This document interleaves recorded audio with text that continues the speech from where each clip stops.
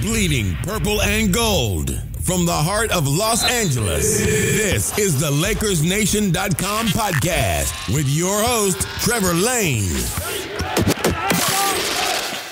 Welcome to today's show. As always, we are powered by CLNS Media and LakersNation.com, your one-stop shop for all things Lakers. Well, the offseason is well underway, and the Los Angeles Lakers are preparing for what proves to be, or promises to be, a very busy summer. So I've brought in salary cap expert Eric Pincus of Bleacher Report to help us break down what the Lakers' plans might be and what they're going to need to do in order to free up the room they need to chase after some of the players that they have been linked to. Eric, thanks so much for hopping on here. Of course. Thanks for having me. Eric, so right now, most recently we had Magic Johnson make some comments about him being possibly okay with surrounding the team with just one star and then young players, kind of the Celtics model currently with Kyrie Irving. Then Adrian Wojnarowski of ESPN came out and said the Lakers actually still want two max players, which has been the rumor for a long time. What's their situation right now cap-wise? Can they go after two max stars? If you can kind of give everybody an update on where they're at. Sure. Well, the deal they made with the Cavaliers to dump Jordan Clarkson along with Larry Nance opened up the kind of space they need to go after two max guys. So the cap projection by the league is $101 million. So you figure the maxes range from 25 to 30 to 35%. So for someone like Julius Randle, it'd be 25% of 101, so roughly $25 million. Mm-hmm. For someone like Paul George, it would be $30 million, 30%. And then for LeBron James, who has 10 years experience or more, it'd be 35%, $35 million. Those are rounded numbers, but that's the idea. So to have the ability to spend on Paul George and LeBron James, you need $65 million. That's not an easy thing to do, and initially they won't have it until they get out of Luol Deng. So they can stretch him, buy him out, stretch him, put that money instead of over the next 2 years, over 5 years.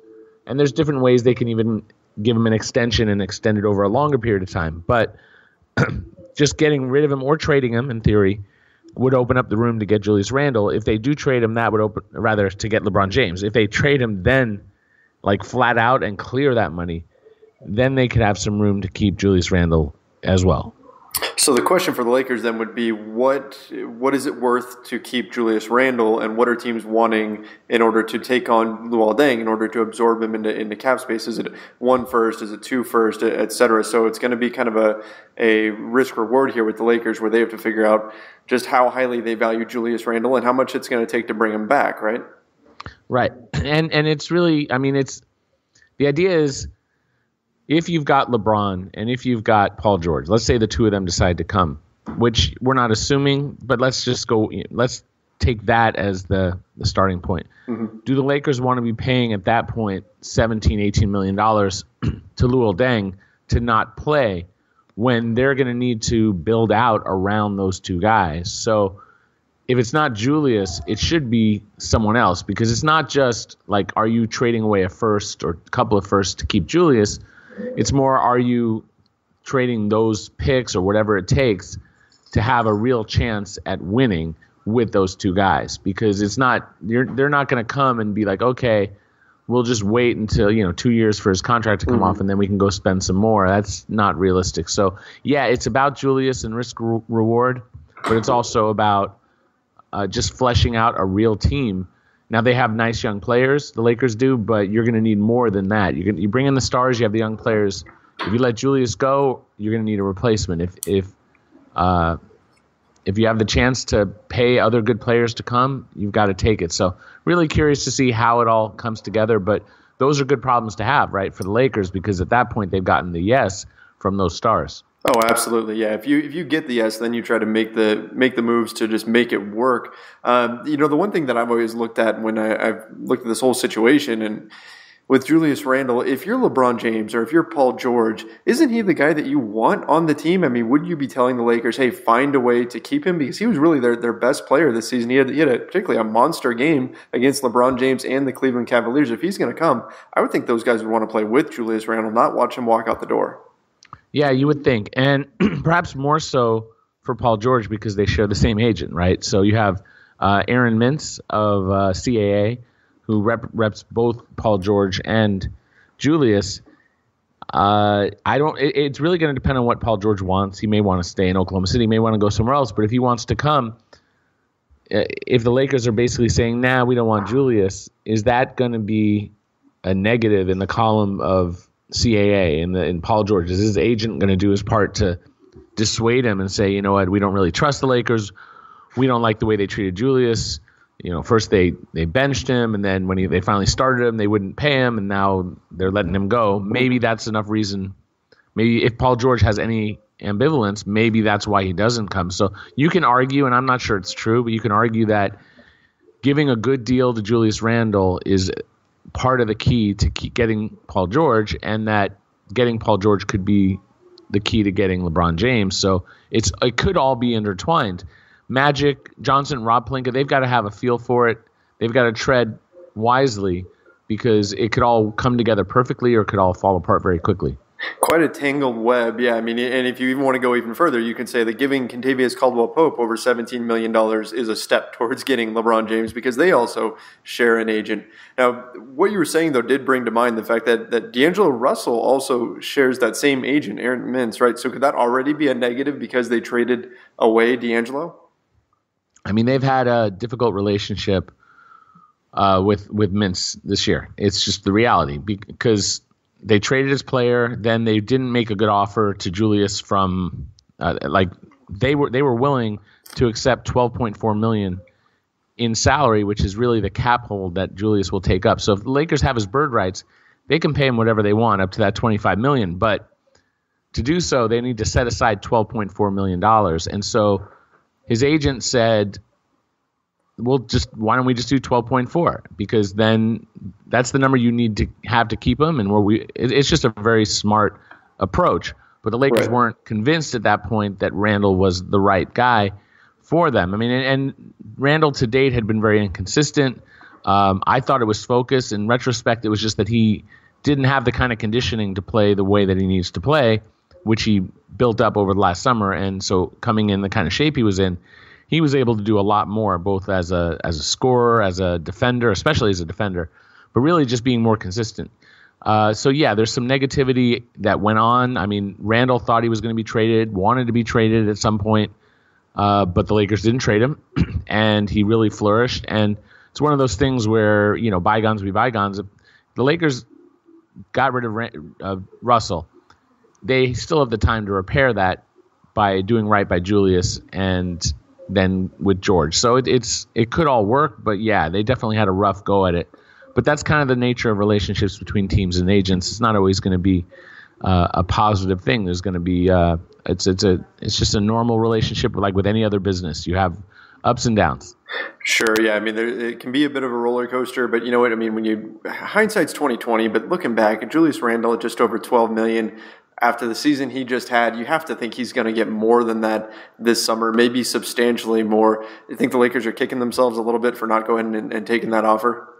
No, I don't think they're kicking themselves. You can argue, I think now in retrospect that they should have done it because he'll get more than that. But at the same time, they needed in their minds to have the flexibility that it's more important to go after these stars than it is in the case of Julius. They still have the full power to pay him, right? It may cost them more money, but that price is the price for that flexibility because they didn't know for sure that they were going to be able to get out of Clarkson and how or Deng or whatever. Like how is the math going to work? And if you tie down another $12.5 million, that doesn't put you in the position that you need to be in.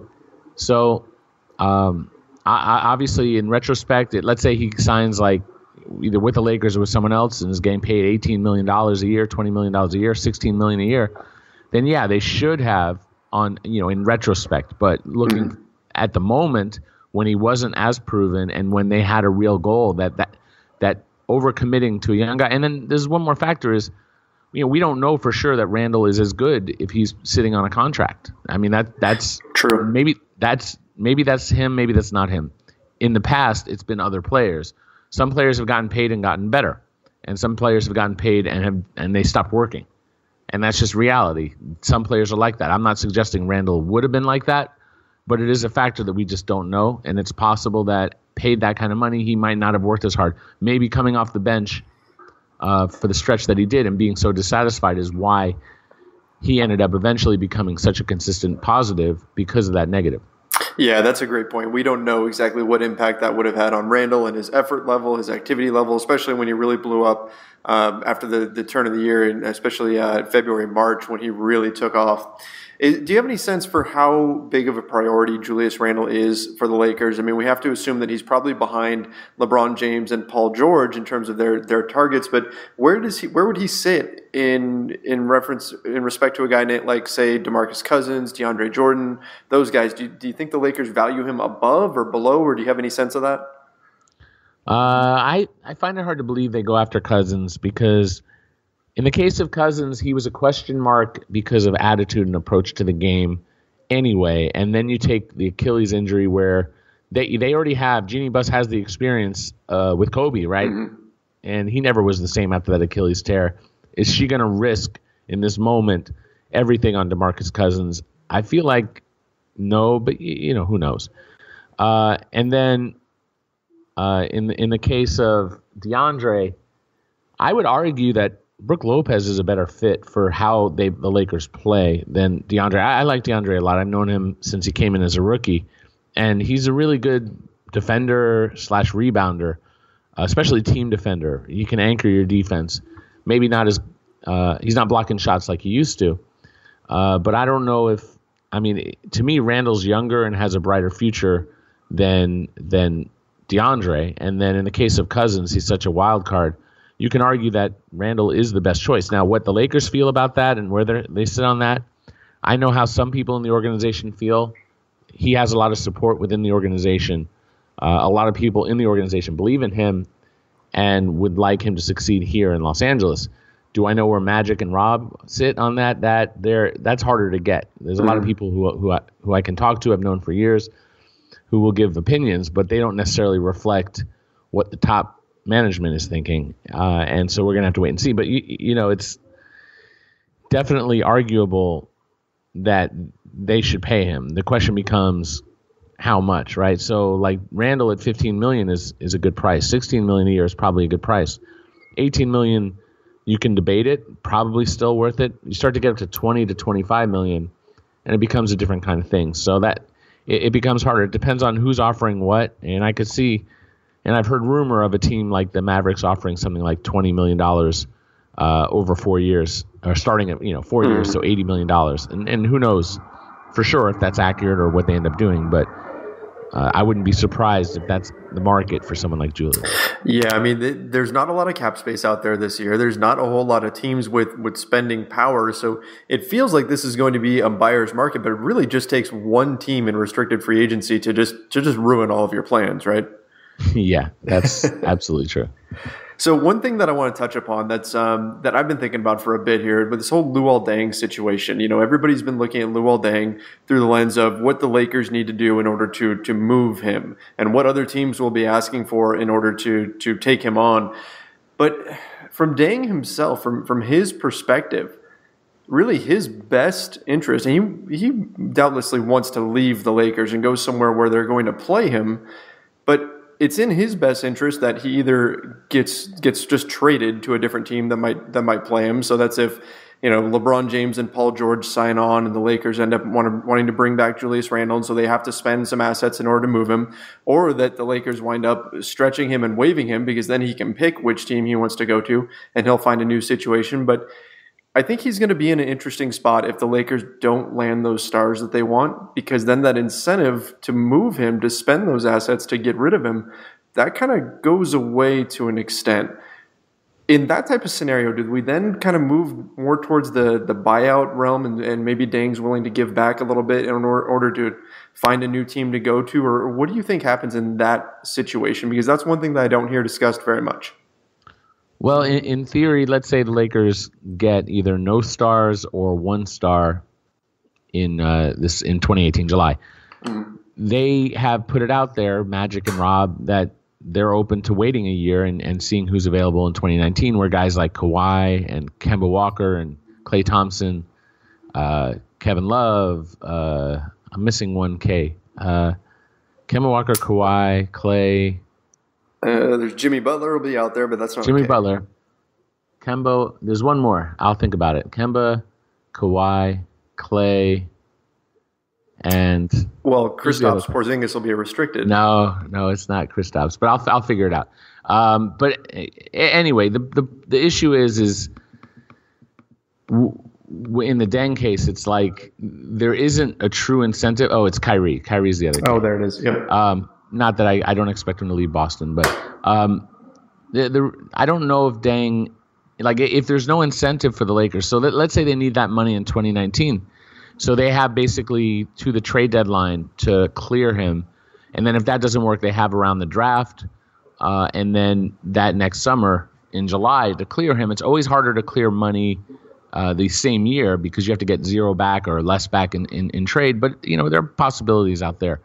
And it depends on who has cap room in 2019. But you would argue that he'd be less expensive to move at almost $19 million for 1 year versus $37 million for 2. And then if he gives back a few $1 million, perhaps he does. I don't see him giving back a lot. But a minimum salary for him would be like a little bit over $2 million. So maybe he gives back a couple $1 million. You can even argue maybe he gives back $4 million if they do it sooner than later. Like if they bought him out now, maybe you can get $4 million off because over the next couple of years, he's probably likely to sign for $4 million.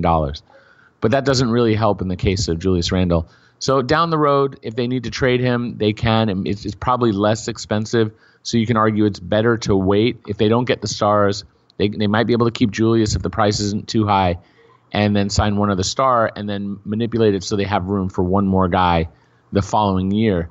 And at that point, you're probably trading Luol Deng again, but you're trading him with less of a burden. Right, yeah. So it's going to be kind of the waiting game for the Lakers to see if they land those stars this summer, and then that gives them the incentive to try to move Luol Deng immediately versus hanging on to him for a little bit. So he'll be in limbo until he sees what goes down. I'd have to think he's going to be rooting for the Lakers to land those stars so that he gets to move on sooner rather than later. Yeah, I mean he's been professional. I really enjoy talking to Luol Deng. He's really a really smart, fun. Interesting person. He's got a rich history, a life history coming from other countries, being a refugee, and traveling the world, and then going from really what was, beyond poverty to being, a high-level basketball player and a really successful person. So it's just an awkward situation. If someone offers you that kind of money, you say yes, and he didn't do anything wrong by taking it. It's just the mistake was made by Mitch Kupchak and Jim Buss, not by Luol Deng. He could still play to a degree. I don't know what degree. We haven't seen it. And he's definitely not the right guy on this team. But I wish him well and hope that he ends up in a place where he can play. I mean, you would think that if he was on the team with Tom Thibodeau that he'd be playing right now. He'd probably be playing 40 minutes. Something like that. Seriously. Yeah, I mean that is a great point. That we see a lot of the venom from the fans directed at Luol Deng, and really that's misplaced. It's not his fault that contract was offered to him. It was put in front of him. He signed it. Everybody would do that if they were in his shoes. Now, Eric, I do want to talk a little bit about the Lakers' own free agents. I mean, the big ones that they have are Brook Lopez, Isaiah Thomas, and, of course, Kentavious Caldwell-Pope. I need to give you a little bit of credit here because I want to say it was about 3 months ago, maybe even longer, when you were on this show, you mentioned that you could potentially see Brook Lopez coming back on a shorter deal or a smaller deal than the one he's on right now, especially if the Lakers are in the position to potentially contend for a title. And lo and behold, at his exit interview, Brook Lopez essentially said the same thing. He said, yeah, if the Lakers are in that kind of spot, that he might be willing to take a smaller deal. Of those three guys, who do you think comes back? Do you think they bring back any of them? Is Brook Lopez clearly in the lead because of his willingness to apparently take less, or how does that whole situation shake out? Well, the advantage they have with Brook is that they have his bird rights, but the challenge is that his rights, his cap hold it's not workable, right? His cap hold is about $34 million. But if they renounce him, that goes to zero. They don't have his bird rights anymore for the summer, and they can sign him to a one-year deal. Let's say they signed him at the room exception, which is, call it $4.4 million for 1 year, maybe 2 years with a team option on the second. By signing him to that, after 1 year, he regains his full bird rights. So at that point, after 1 year, they can then pay him up to 35, 36, whatever the max is that year, 36 something. And that's more than they would pay him. But let's say $15 million, right? So you pay him, let's say you want to pay him $10 million a year. You pay him $4 million the first year, and you pay him like $16 million the next, and you average it out over 2. Obviously, you can't agree to that ahead of time. That's circumvention. But teams and agents and whatnot have a history of having verbal deals that aren't legal that they get away with, and that's just part of the business. And I would, if you said Mitch Kupchak, I would say, nah, Mitch wouldn't do that. But if you say Rob Pelinka, I would say, yeah, Rob would probably do that. It's not a criticism. It's more that Rob is in tune with how 90-something% of the NBA works, the last few percent being Mitch Kupchak now with the Charlotte Hornets, and a few other GMs won't do that, but most will. And so because they have the ability to pay him, it's a little trickier with Caldwell Pope. If they were to renounce him and pay him at 4.3, they only have his early bird rights the following year, right? So if you have early bird rights, they can pay him either a raise of 175% or the average salary, basically. So even let's just say a number out of a hat. Let's say it's $9 million. So he would play 1 year at say $4 million. The next year, the most they could pay him is about $9 million. And so that might be harder to swing because of the rights situation. Whereas with Lopez, they have his full bird rights. So it's a better situation. So now you mentioned that, Caldwell Pope was sort of, a way to open the door to Rich Paul, right? Who's LeBron's agent. And that's absolutely true. I mean, Rich Paul spent a lot of time, at least 2, 3, 4 games, if not more, at Lakers. I saw him sitting with Jeannie Buss more than once. Just bonding, getting to know each other, having fun. That's part of it, is just the networking. That's part of this business. Just sitting and chatting with someone during a game. I've got relationships with people that I just have seen one time, saw them at a game. We had a great time chatting about the game, and we kept in touch. And some of those people are resources for me. So in the case of Caldwell Pope, they overpaid him a little bit. They paid him an extra little bit. They cut David Nwaba to give him a little bit extra money. Those kind of things it's almost a down payment or what you might call a loss leader, where you're basically giving away a little bit extra money in the hope that it comes back to you down the road.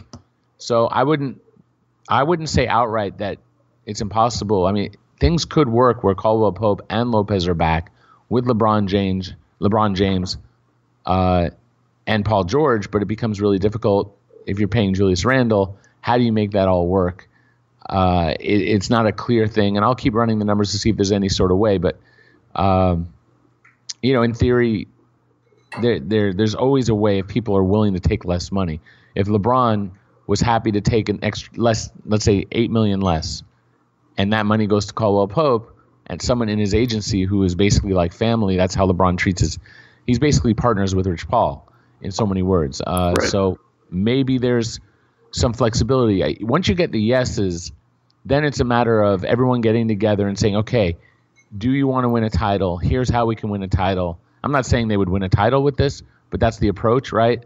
If we can keep this roster together, basically almost fully intact, other than, you probably bring back Channing Frye too. I would expect him to be back at the minimum. I'd keep Travis Ware. You lose Isaiah Thomas. I don't think he's sticking around to play with LeBron. I don't think that relationship works. Right. You probably lose Tyler Ennis. Maybe you lose Zubats. I think Magic is really high on Thomas Bryant, so I would expect him back. But really, it's almost the same team, but you're adding LeBron James and Paul George. That's pretty ridiculous. Is it something I expect? No. But is it conceivable? Absolutely. If everybody says yes and then they want to work together to make this happen, there's a lot of potential there. I mean, you don't have to pay Caldwell Pope that much because the next year, just like with Lopez, he would have these early bird rights. So if you are paying him, let's say he gets a pay cut down to $10 million, they can then pay him a raise up the next year, 175% of that, back to 17. So there's some flexibility, just a matter of how does everyone want to work, and who's willing to come off the bench, and how does this all come together. And Magic, he's a good salesman, and Rob he knows the numbers and he knows players, so it's certainly possible. Yeah, that's a big part of what Magic was brought in for, because when he enters that room to pitch free agents, he's probably the guy that you want talking with free agents and trying to sell them on the Lakers. I talked with Michael Cooper about a week ago, and he mentioned Jerry West would be right up there with Magic as far as selling the Lakers. But in any event, this is a good opportunity for Magic and Pelinka to really show what they've got and show that they were the right move going with them and moving on from Jim Buss and Mitch Kupchak. Now, Eric, before we get out of here, one last thing to touch upon. The Kawhi Leonard rumors have been running rampant. We had a new one come out today that Greg Popovich won't trade Kawhi to the Western Conference, especially to the Lakers. And, there's been all sorts of things going around here. Do you have any sense for how interested the Lakers are in trading for a star player compared to just signing one outright? Obviously, there's some advantages to just signing a player if they can. I know they're interested in Kawhi, no question. I know they're interested in any of those. I would say the top two guys in 2019 are either Klay Thompson or Kawhi Leonard. And the question then becomes, can they wait?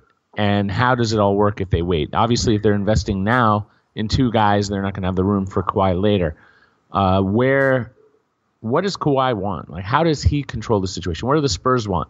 So if the Spurs offer him a supermax contract, they're the only team that can offer, they can pay him an extra $30 million that he can't ever recoup any other way, right? So, like, if he didn't have a supermax and signed a 4-year deal with any team, he's still going to get a 5th year somewhere else. So he could sign for 5 years with San Antonio on a regular contract, or he could sign with someone else for 4, but then down the road sign a 5th year later. So the money will be less, but it won't be that much less, right? But in a supermax, it's all that plus a $30 million bonus, basically, that no one else can pay. So if San Antonio offers that, which they may offer it, we don't know. And if they offer it, I don't see him turning it down, and it just may be bygones, similar to what happened with LaMarcus, who wanted to trade. They worked it out. So, but maybe the Spurs don't offer that money. And if they don't, all things being equal, I think Kawhi may want to be somewhere else. And if he does, how is he someone who's going to play hardball here and really force the issue?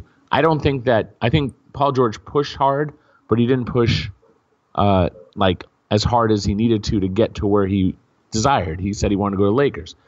He didn't force it. He didn't say to the Thunder, I'm not coming, I'm not going to stay, all that. He said, well, let's give it a shot, right? So Kawhi has the power to say, no, I'm not going to go to team X, Y, or Z. That he could limit that list very quickly because he only has 1 year left. Whoever's going to give up something, now a team could give up something that's unimpressive, and the Spurs could say yes, just because they don't want Kawhi to go to a good team or a team they feel is a rival or a Western Conference. But typically teams instead act in their best self-interest. For the most part, if they can get real value, and I don't know how much value they'll get, but if they could get real value, then they're going to trade them to the team that gives them the most value. And then that becomes a question for the Lakers. What is that value? I wrote earlier in the year, months ago, before this whole Kawhi thing became a bigger story, that the Lakers have the math ability, just the numbers. If they traded Kuzma and Ingram, which is more than I think they ever would, but if they traded those two and let Randle go, and they say to San Antonio, take Luol Deng, you get 2 of our brightest young prospects, but give us Kawhi Leonard, that's not an unreasonable package, and that's probably something that I think San Antonio would at least consider if they're trading him. If they're not trading him, then no. And at that point, because he doesn't make that much comparatively, Kawhi is only around 20-ish million. In theory, you could still sign LeBron and still sign Paul George. So as ridiculous as that sounds, the Lakers give up on 2 pieces of their core, their youthful core that they're in love with. In theory, they could get all 3 of these stars, which would be an absolute ridiculous team, plus Lonzo Ball, etc. Now, I don't think that happens, but it's at least mathematically possible. And I wrote about it, I think, back in February or something like that. And I don't think that's where it goes, but you have to... My sense is the Lakers are patient. Like, they could have tried to trade for Paul George, and they didn't because they said, why trade when we can just wait? And I think the same thing would hold up. Why trade for Kawhi now when they could just wait for him? So, especially when they may not need Kawhi because maybe they get Paul George and LeBron James. So there's there's like a list of, like an algorithm. Like, if this happens, then this happens. If we go this way, we go that way. And they've run these scenarios, and there's going to be curveballs that they can't predict because that's how it works. But Magic is a really compelling figure in the NBA. I've seen how he talks to players and how they respond to him. He's a larger-than-life individual. He's an icon. And a lot of these, I would say almost all of these players haven't seen him play, live. Like, who was alive in the 80s to see him play who's still in the NBA? I mean, Vince Carter. Vince Carter. Right. So, Jason Terry, a few guys out there old enough to really have seen Magic play, but very, very few. And so, but still, he still holds that weight.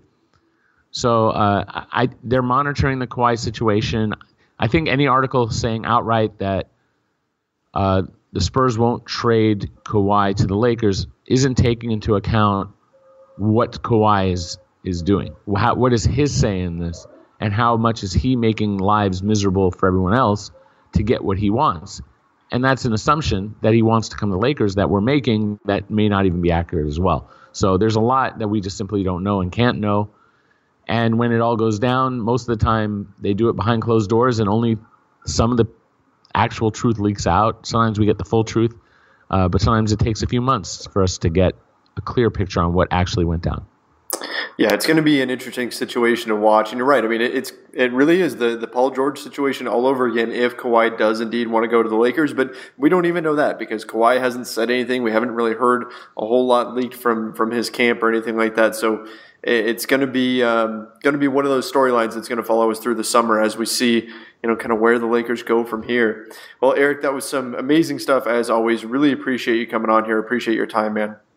Anytime, Trevor. I enjoy doing it. Hope I clarified some of this stuff, or maybe I just made it more confusing. But ultimately, we will know in a few months at some point what these decisions are. I look forward to that day. Yeah, it's coming up soon.